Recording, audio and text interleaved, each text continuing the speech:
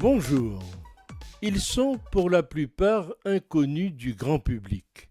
Pendant 7 mois, 14 hommes vont comparaître devant la cour d'assises spéciale de Paris aux côtés du détenu le plus surveillé de France, Salah Abdeslam, seul membre du commando encore en vie. Il sera dans le box face à 1780 personnes qui se sont constituées partie civile.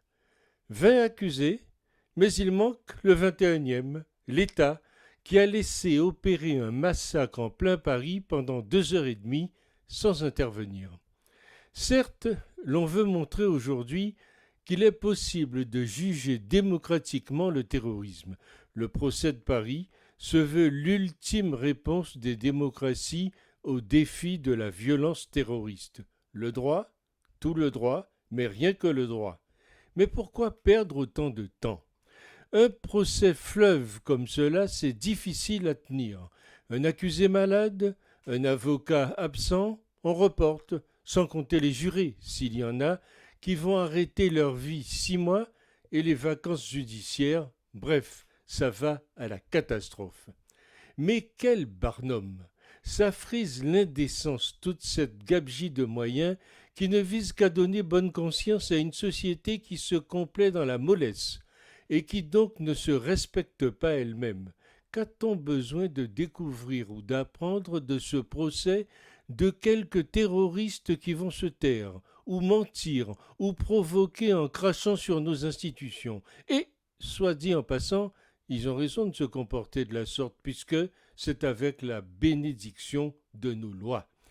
Il nous faut une démocratie dure, une démocratie qui n'hésite pas d'appliquer des peines définitives et qui ne revient pas en arrière, parce que la violence n'est pas que de tels nuisibles finissent leur jour encagés, mais dans le sort de tous ceux qui se comportent bien dans la société et qui, pour autant, subissent les abus de vulnérabilité et les contraintes physiques ou morales d'un conjoint, d'un employeur, d'une administration, une démocratie dure avec ses ennemis autant que bienveillante et protectrice avec les faibles.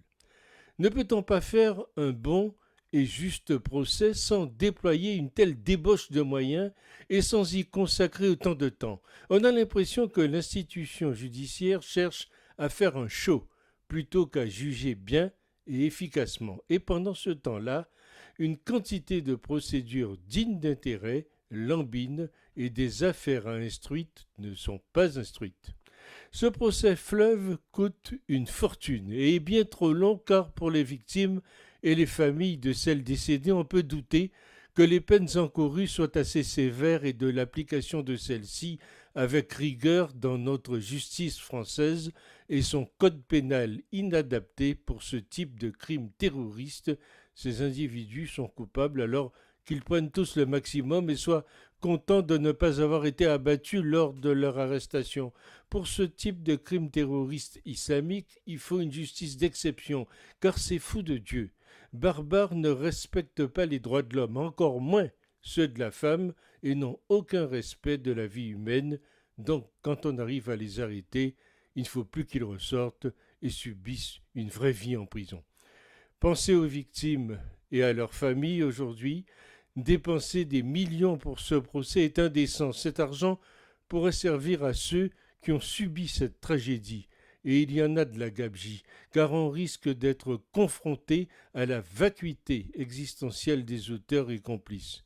Souvenons-nous de ce récent propos du procureur antiterroriste. « Je n'ai jamais vu, a-t-il dit, un seul terroriste s'expliquer complètement devant une cour d'assises ».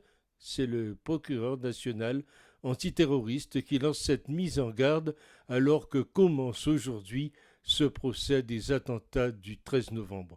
Et on pourrait rajouter tant de déploiements d'humanité pour des prévenus qui n'en ont rien à faire. Ils ne regrettent rien, leur fanatisme ne sera pas entamé.